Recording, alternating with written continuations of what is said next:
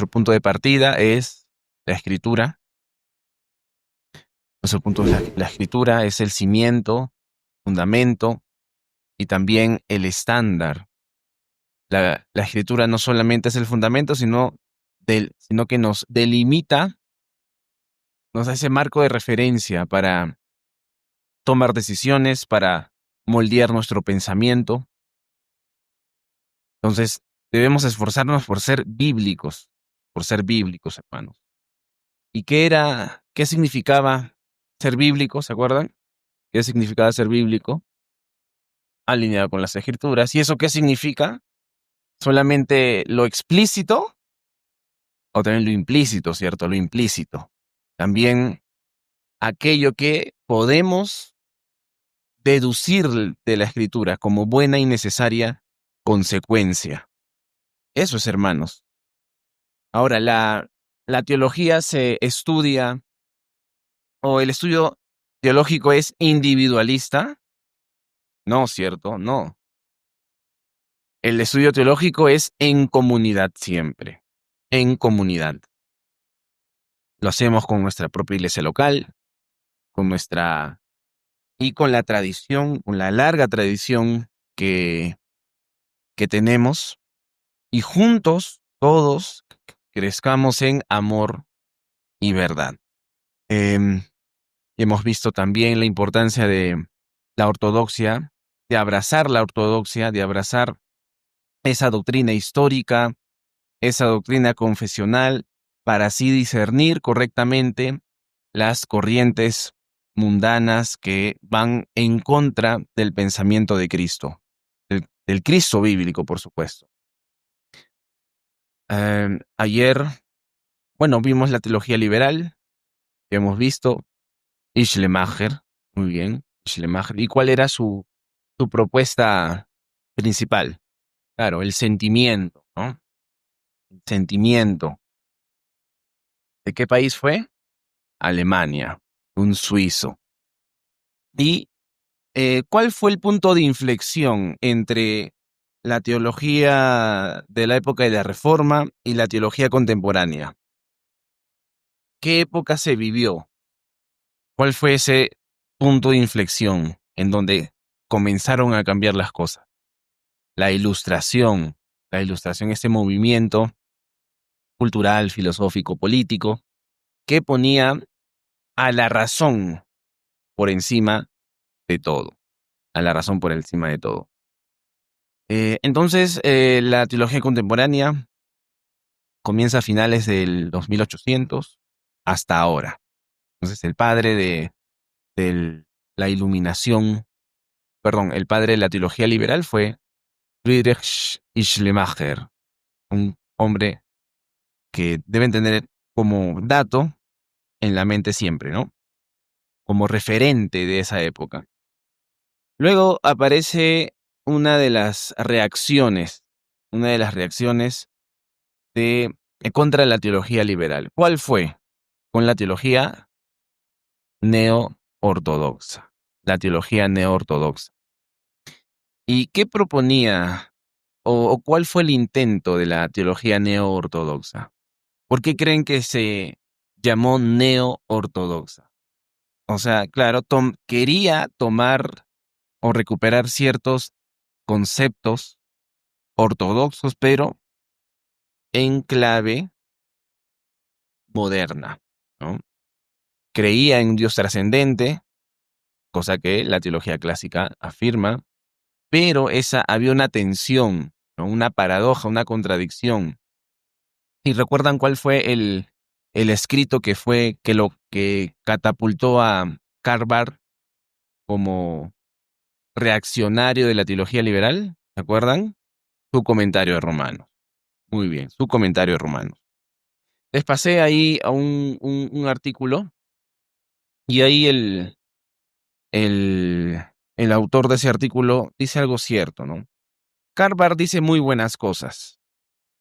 Pero esas buenas cosas son repetición de lo que ya se había dicho antes, y lo dice mal.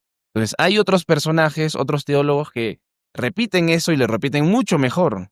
Entonces, no hay, digamos, desde mi punto de vista, un real interés en estudiar la teología em, de Karl Barth o tenerlo como un referente bueno, sino como un referente de esa época. Hay que saber, porque un teólogo importante, pero no tomarlo como un buen referente. Entonces vamos a continuar con nuestro contenido. Hoy vamos a llegar hasta teología de género y teología de la unidad. Bien, vamos a ver y desarrollar la teología de la liberación. La teología de la liberación. Vamos a hablar de varios temas. Vamos porque en el siglo XX, va a haber una especie de cambio en la iglesia romana, que va a afectar a la iglesia protestante. Porque desde 1500, de los años 1517, 1546, donde es aproximadamente el Concilio de Trento. ¿Se acuerdan qué fue el Concilio de Trento? ¿Alguien sabe qué fue el Concilio de Trento o qué se dictaminó en resumen? Tanto la Contrarreforma, la formalización de doctrinas que hoy conocemos, como la doctrina católico-romana. Antes, por ejemplo, una de las cosas que hicieron fue el tema del canon. Por eso que nosotros los protestantes decimos que hay libros deuterocanónicos, es decir, un segundo canon, o libros apócrifos desde nuestra perspectiva, ¿no? Que no son inspirados.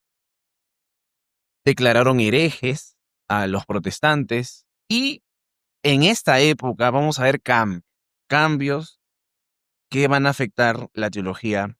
Entonces vamos a ver el contexto histórico de cómo aparece la teología de la liberación, la teología de la liberación. Vamos a ver el panorama social. ¿Cuál era el panorama social, hermanos? Particularmente en Latinoamérica. Ya hemos entrado en Latinoamérica, Ya hemos visto ya mucho respecto a Europa. Ahí nace la teología liberal. Y Latinoamérica, los teólogos latinoamericanos van a beber de la teología, de la mala teología europea, de la filosofía idealista, existencialista y demás. Y el panorama social, político en América Latina a mediados del siglo XX era muy malo. Había profundas desigualdades, había muchos problemas sociales, económicos. Se celebró la Revolución Cubana. En Perú, por ejemplo, no tengo muchos datos de Bolivia, lo siento, pero particularmente en Perú había una dictadura. Eh, Chile estaba también con el tema de Allende y Pinochet. Argentina, con Perón.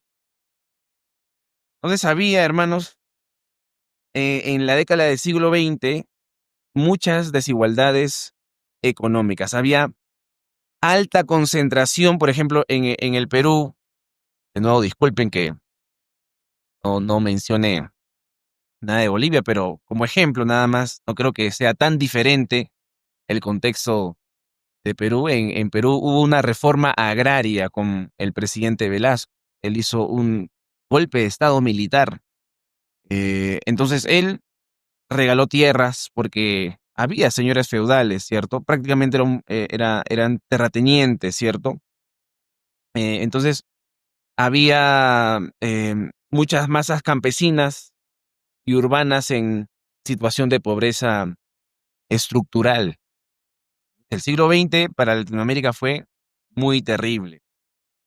Auge de dictaduras militares, represión política, y por eso que en Cuba en 1900, en los 50, finales de los 50, aparece Fidel Castro, aparece el movimiento marxista, aparecen las revoluciones, y que ofrecían un discurso alternativo contra la opresión.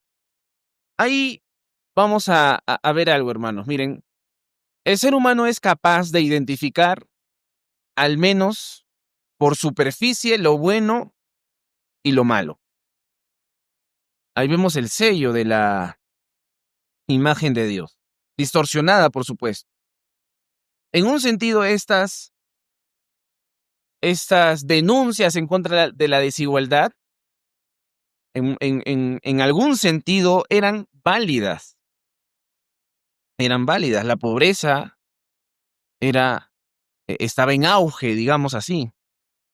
Había mucha injusticia y por supuesto, el ser humano busca soluciones ante su propia maldad, ante las consecuencias del pecado. Y busca respuestas, pero lamentablemente las respuestas que encuentra ahondan más el problema, no solucionan el problema real. En este escenario, hermanos, muchos teólogos, pastores, sintieron la necesidad de una teología que respondiera a esta pobreza, a esta injusticia social, y por eso que vamos a ver en la teología de la liberación, o en este contexto, el Vaticano hace algo, o intenta hacer algo.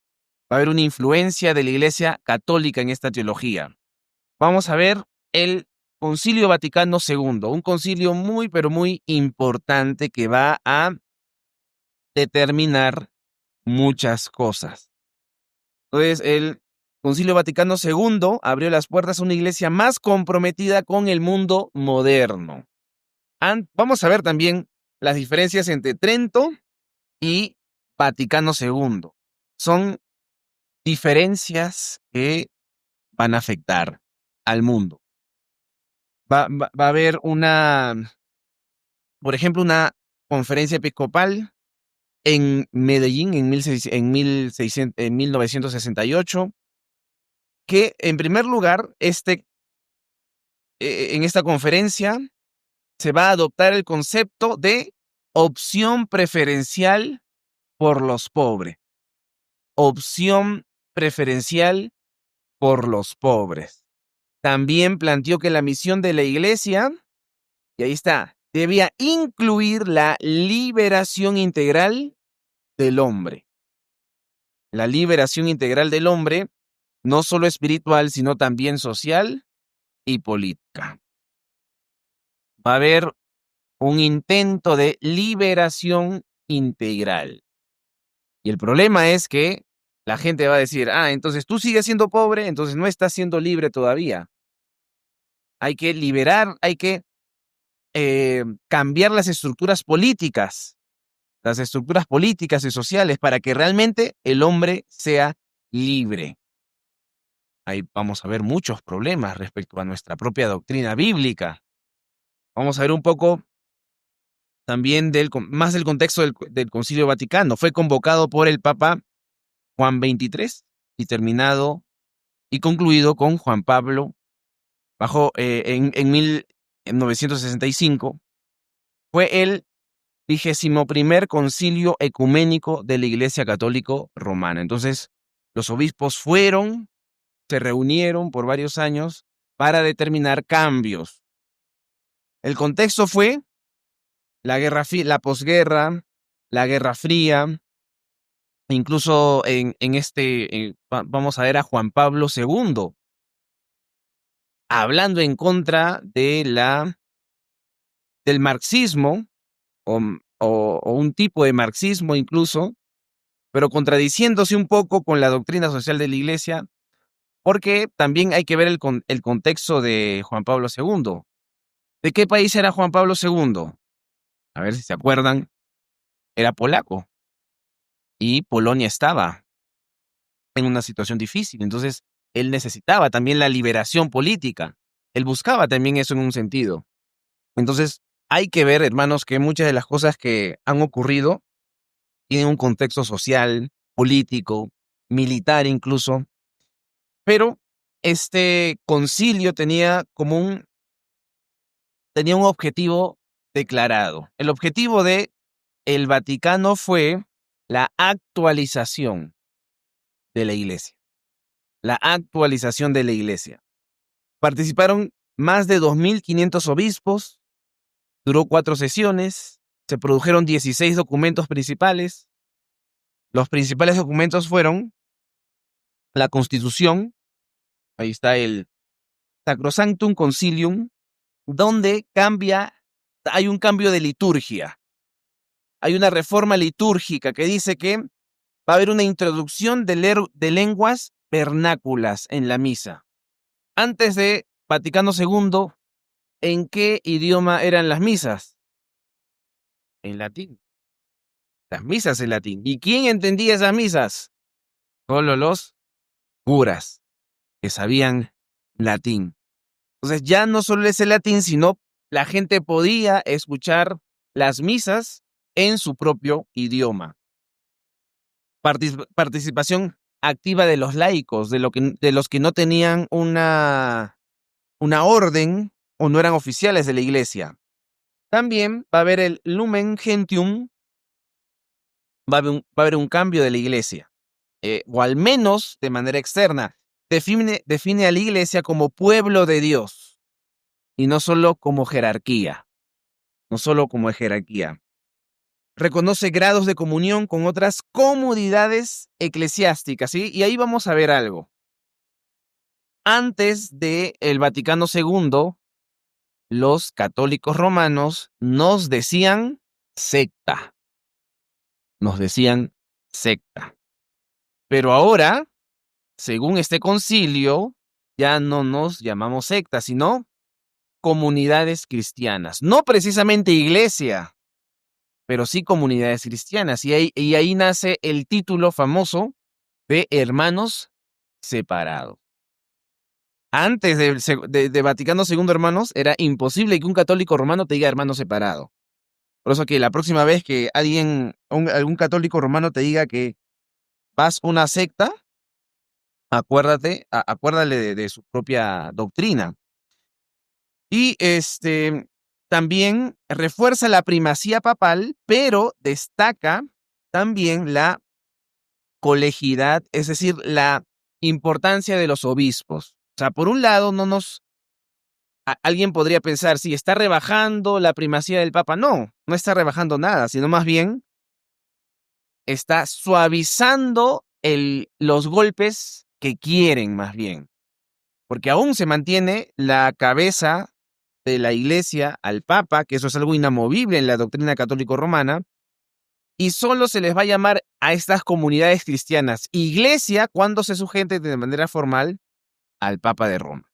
Pero por ahí hay esta apertura.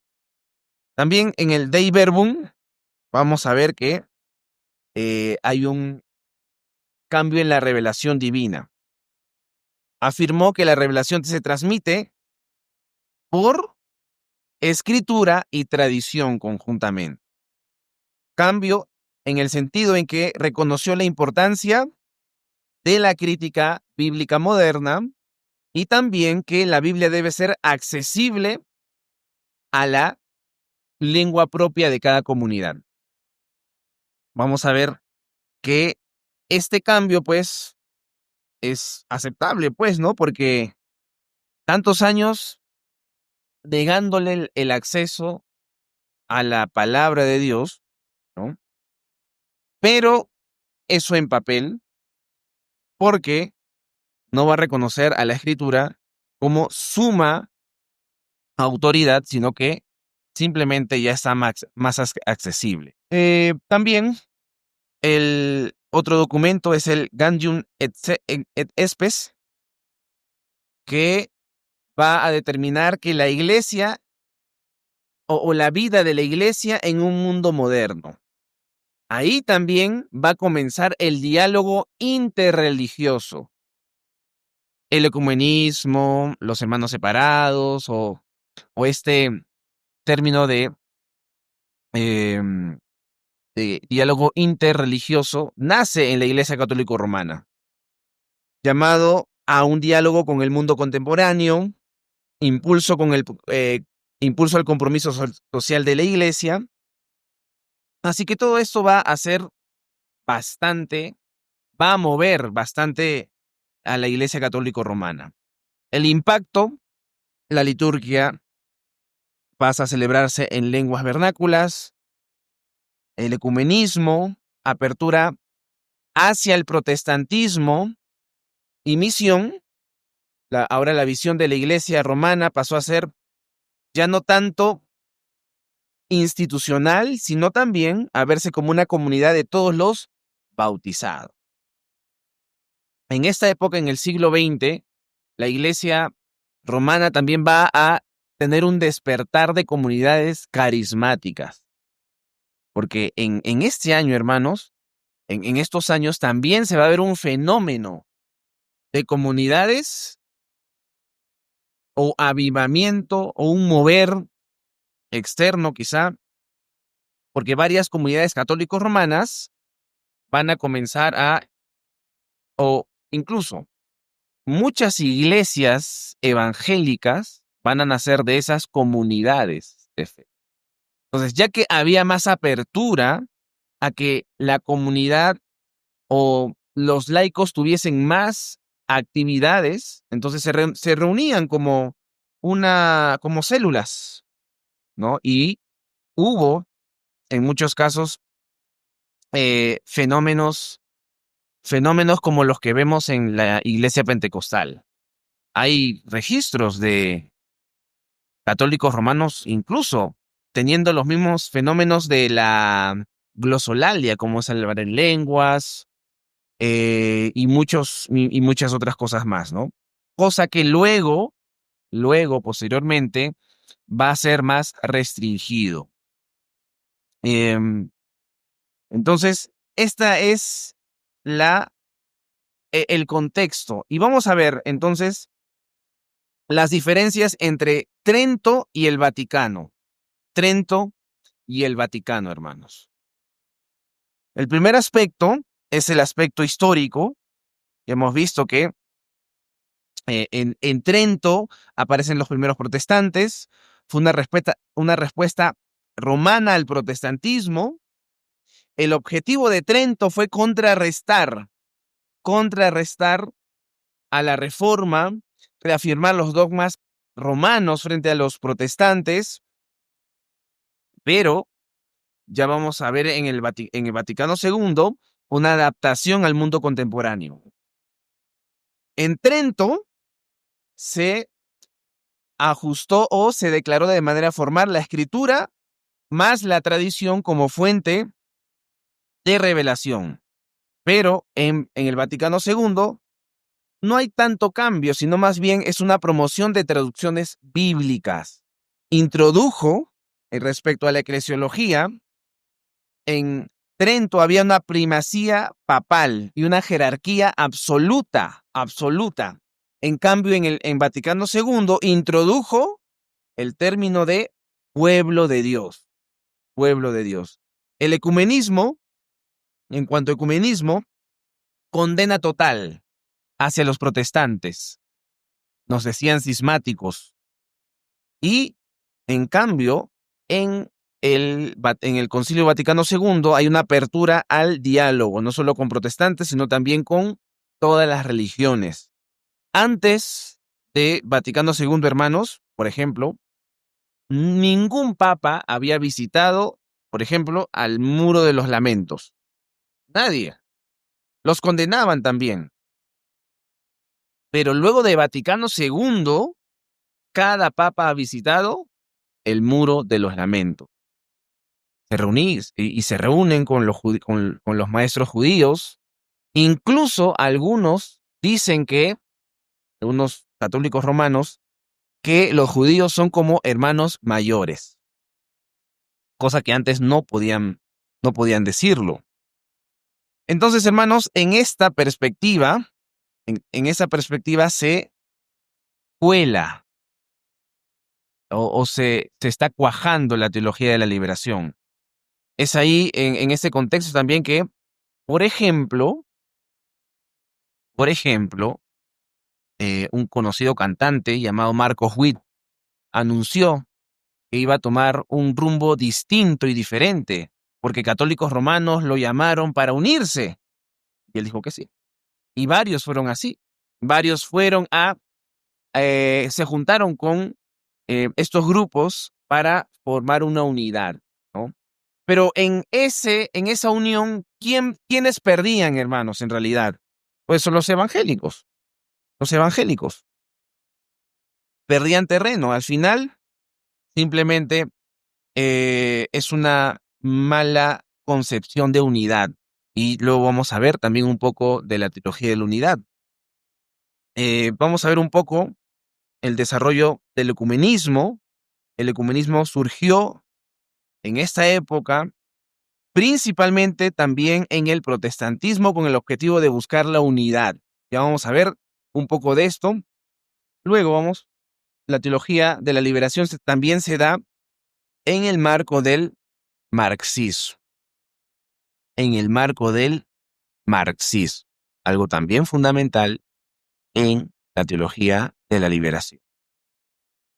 Entonces, la teología de la liberación incorporó herramientas de análisis socioeconómicos provenientes del marxismo. La lucha de clases, la oposición entre opresores y oprimidos, una necesidad de una transformación estructural en la sociedad, y el marxismo fue usado como instrumento de análisis. Es decir, ya no, la escritura ya no era el punto de referencia para analizar la pobreza, la injusticia, la desigualdad, sino los teólogos se pusieron los lentes del marxismo. Dos lentes del marxismo. ¿Y qué es el marxismo, hermanos? El marxismo va a ser la influencia también de las teologías, las cuales ya vamos a ver también, la teología de género, en la teoría de la crítica racial, ya vamos a ver en las siguientes sesiones. ¿Quiénes fueron los fundadores del marxismo? Marx y Engels. Hay dos libros clave, es el Manifiesto Comunista y el Capital. El contexto, ¿cuál era y por qué Marx, o en qué contexto estaba Marx? Había una revolución industrial, había explotación obrera, desigualdades. Y entonces el marxismo, ¿qué es lo que va a hacer? Va a ser una combinación de el materialismo y la economía y la política. Materialismo histórico. Es decir, vamos a ver los principios centrales del marxismo. En primer lugar, el materialismo histórico y dialéctico. ¿Qué es esto? Es decir, que la historia está impulsada por lucha de clases. Por lucha de clases. Había un rechazo de toda explicación trascendente. Es decir, ¿por qué era materialismo? Porque no hay algo trascendente. Todo lo que vemos es todo lo que existe. No hay espíritu, no hay algo sobrenatural, no hay un Dios. Entonces, el marxismo, por definición, al menos el marxismo materialista, es ateo. El marxismo es ateo. El cambio histórico se da por choques entre opresores y oprimidos. Y la historia es así. Es un ciclo entre quienes son oprimidos y entre los que son los opresores. Entonces, los oprimidos se juntan y oprimen al oprimido, y así es un ciclo que va en la historia. El marxismo va a hacer una crítica al capitalismo. El capitalismo, en palabras en las ideas de Marx, explota al trabajador, propone una abolición de la propiedad privada de los medios de producción. Ahora, también, hermanos, hay que tener matices ahí. Desde mi punto de vista, yo creo que el libre mercado es una muy buena herramienta, pero es eso, una herramienta para el bienestar humano. ¿Por qué una herramienta y no el fin en sí mismo? Porque incluso a Rothbard es el que propuso el anarcocapitalismo, estaba de acuerdo de considerar a los hijos como propiedad. Entonces uno podía venderlo, pues, ¿no? Por eso que el libre mercado es un instrumento, o mejor, o en decirlos, o como para decirlo en otro lenguaje, el capitalismo debe estar bajo un marco moral. Eso también es lo que va a proponer Adam Smith en su libro La riqueza de las naciones. Por eso que debemos pensar, o sea, ¿por qué yo quiero dinero? ¿Por qué yo quiero progresar? ¿Está mal que el creyente busque su progreso económico? ¿Está mal? Por supuesto que no, hermanos. Progresen. Pero ese progreso económico, en virtud de el amor hacia el prójimo que yo le debo, obediencia al Señor, ese progreso económico tiene que redundar en mi generosidad.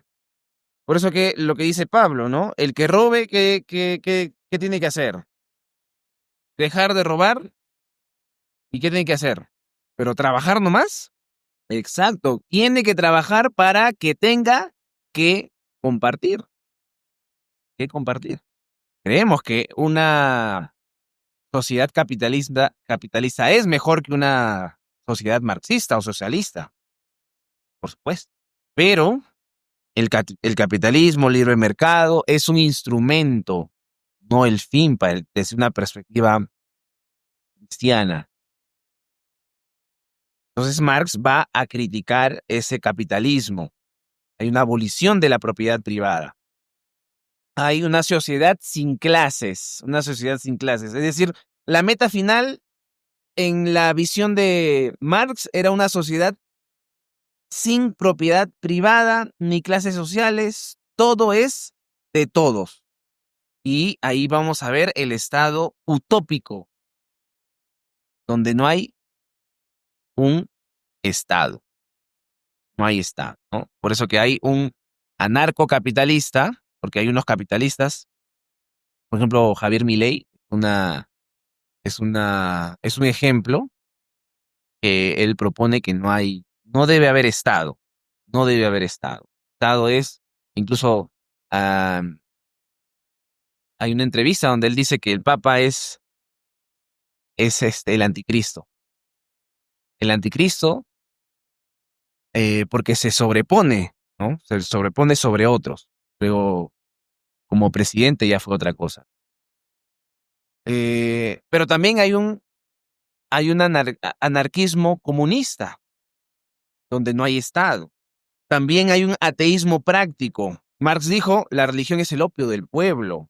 La religión legitima estructuras de opresión. El marxismo niega y por eso la trascendencia. Niega la trascendencia, niega que la salvación es algo real. Por eso que es incoherente que un creyente sea o se haga llamar marxista o que tome las influencias de Marx para un pensamiento. Vamos a ver algunas presuposiciones del marxismo. El naturalismo. El marxista es naturalista. La realidad se reduce a la materia y procesos históricos. Hay un determinismo histórico. En segundo lugar, la historia avanza inevitablemente hacia el comunismo. Había pasos. El socialismo era un paso previo al comunismo. También había un colectivismo. La identidad del individuo se subordina a la clase social. Negación de lo trascendente, utopía secular. Había una esperanza que se redefine como una sociedad justa construida por el hombre. El hombre es el que va a hacer que la sociedad mejore. Incluso dentro de todo, hermanos, como hemos dicho, el ser humano quiere su progreso, quiere progresar, quiere solucionar los males que ve, pero lo soluciona mal. En contraste con una cosmovisión o unos lentes cristianos, nosotros afirmamos un Dios personal, un Dios soberano que dirige la historia, hay una responsabilidad moral individual. Hay una redención por gracia en Cristo y no una revolución social. La salvación del hombre no se da por una revolución política ni social. El cristianismo, en sus primeros siglos, no buscó eso de ninguna manera. No buscó. ¿Acaso vemos en Pablo qué le dice Pablo a los esclavos creyentes. Libérense, escapen, tomen armas. Siervos, métanse a sus amos. Incluso, ¿qué dice Pedro, primera de Pedro? Siervos, sujétense a sus amos, aún con los que son difíciles de soportar. De soportar. Pedro incluso dice en esa misma sección, honren ¿a quién? Al rey. Honren al rey. No es una sujeción, por supuesto, absoluta, sino que honrar es no transgredir esa autoridad providencial que el Señor le ha dado. Incluso, ¿qué pasaba con un esclavo que le prohibía ir a reunirse con los hermanos? El esclavo podría insistir en pedir permiso para salir, pero nunca levantarse en armas. El cristianismo del primer siglo, primer y segundo siglo, sí causó una revolución política, social y cultural, por supuesto, pero no era esa búsqueda. La búsqueda era predicar a Cristo, que esté crucificado, independientemente del estado en el que estén. Por eso no podemos tomar a Marx. Vamos a ver su influencia, la influencia del marxismo en la teología. Actualmente en la teología de la liberación. Esta teología usó el análisis marxista como herramienta para interpretar la pobreza y la opresión, y no las escrituras. Reinterpreta la salvación en términos de liberación política y económica. Esta sociedad sí está avanzando porque los pobres se están levantando. Y por eso que en el Concilio Vaticano II, en la conferencia de Medellín, hay una declaración de preferencia por los pobres. Preferencias por los pobres, y vamos a hablar de Gustavo Gutiérrez, de Leonardo Boff. Lamentablemente, hermanos, las teologías que han nacido en Latinoamérica no son buenas, lamentablemente, porque están bajo este lente. ¿Y cuál fue la influencia del marxismo en la teología protestante, sobre todo en el protestantismo europeo? Algunos teólogos reinterpretaron el evangelio como mensaje de transformación social. Un ejemplo es Moltmann, como lo vimos ayer. En América Latina, sectores protestantes adoptaron elementos de la teología de la liberación. Hay consejos va a haber un Consejo Mundial de Iglesias. Va a haber estos intentos de unidad, estos intentos de misión, pero todos estos intentos van a ser contaminados por estos enfoques marxistas, ya sea en menor o mayor medida. Y las teologías derivadas de esta teología de la liberación, estas teologías marxistas, son la teología feminista, la teología de la interseccionalidad, que la vamos a ver también, la teología indígena, y es una reinterpretación del Evangelio a la luz de la influencia marxista, lamentablemente. El problema es la reducción del Evangelio a un programa político-social, básicamente.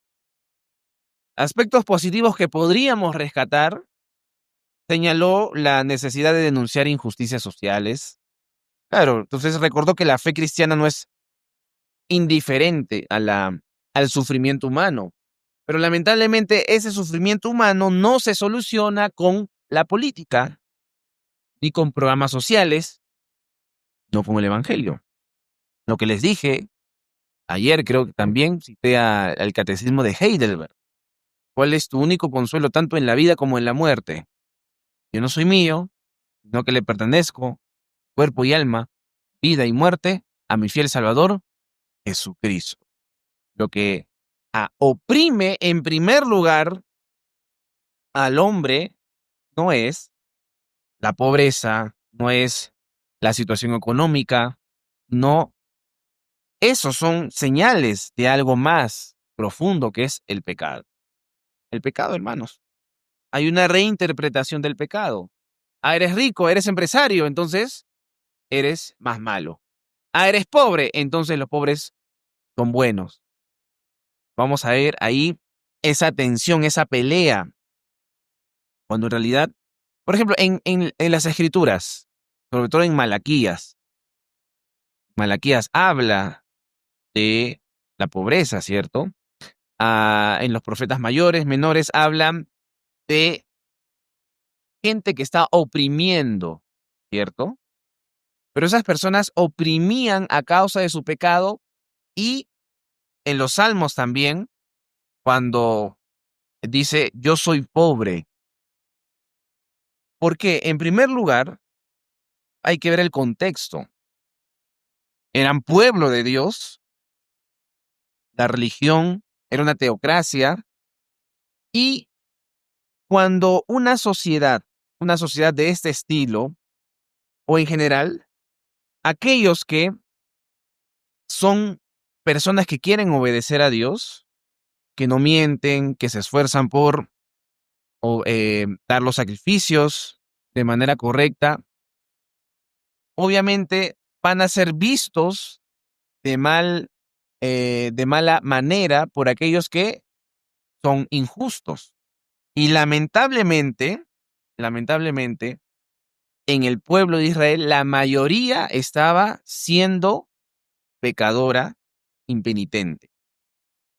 Y por lo tanto, estos malos veían con malos ojos, los desterraban, les quitaban las propiedades a estos que querían obedecer al Señor. Y en este contexto, Isaías, Jeremías, Ezequiel denunciaban a los oficiales, a los sacerdotes, a los falsos profetas. Cuando Jesucristo dice, bienaventurados los pobres, ven, ahí están los pobres. Pero ¿qué dice Mateo? En espíritu, en espíritu. Y cuando Jesús dice que le es muy difícil a un rico entrar en el reino, no es por causa misma en sí misma del dinero, no es a causa del corazón codicioso, de un corazón codicioso. Por eso que, hermanos, hay que entender bien eso, ¿no? No necesariamente un pobre es malo, y no necesariamente un rico es, no necesariamente un pobre es bueno, y no necesariamente un rico es malo. Obviamente, también hay que tener matices porque la Escritura nos dice la raíz de todos los males es el amor al dinero. Y ahora, ¿los únicos que tienen amor al dinero son los que tienen mucho dinero? No. Hay pobres que ni bien tienen algo, lo despilfarran. ¿Por qué? Porque tienen tanto amor al dinero, tanta codicia, que no pueden tener dinero en sus manos. Por eso que esta tensión que nos ofrece el marxismo, y en clave teológica, la teología de la liberación no es bíblica. La liberación más profunda no es la de estructuras sociales, sino la de esclavitud del pecado. Esclavitud del pecado. Por eso que en Juan 8, 34 al 36, ¿se acuerdan qué es lo que dice Jesús, no? Y conoceréis la verdad os hará libre. Entonces los judíos dicen, oye, pero nosotros somos libres, nadie nos oprime. La esperanza no es la utopía comunista, sino la venida gloriosa de nuestro Señor Jesucristo en la segunda venida, ahí donde va a haber cielo nuevo, tierra nueva. El creyente no tiene la responsabilidad de intentar cambiar el mundo. Cambia el mundo por tu buen testimonio, por tu buen voto. Es providencial, es la gracia del Señor. Pero ese buen presidente en algún momento se va a morir. Va a venir otro. Y así, hermanos, y eso nos lo enseña incluso El primer libro y el segundo libro de Reyes, Crónicas también, como que después de Josías se levanta otro rey, Manasés. ¿Cómo fue Manasés? Reinó por 55 años aproximadamente, dice que fue peor, peor que los reyes paganos, peor que los reyes paganos. Después de Salomón, ¿quién reinó? Su hijo, que oprimió, que subió los impuestos a la población. Entonces, no hay otra esperanza que la del reino o la manifestación plena del reino de nuestro Señor Jesucristo en su segunda venida. El Evangelio transforma al individuo y a través de él tiene implicaciones en la sociedad, pero nunca puede reducirse a esa lucha de clase. El Evangelio, no creemos en ese Evangelio integral, ¿no? El Evangelio o la misión de la misión de la iglesia es glorificar a Dios, edificar a la iglesia y ser testimonio de Cristo. No hay que combinar. De repente, aquí alguien se levanta, quiero crear un orfanato. Bien, hermano, hazlo. Pero esa no es un ministerio de la iglesia. Podemos ayudar, por supuesto, con oración, como lo hizo George Mueller, ¿cierto? George Mueller tuvo una buena disposición, pero es porque, bueno, fue movido a misericordia. Las iglesias fundaron los primeros hospitales, los primeros orfanatos, pero como muestra del testimonio de Cristo, no como un fin en sí mismo.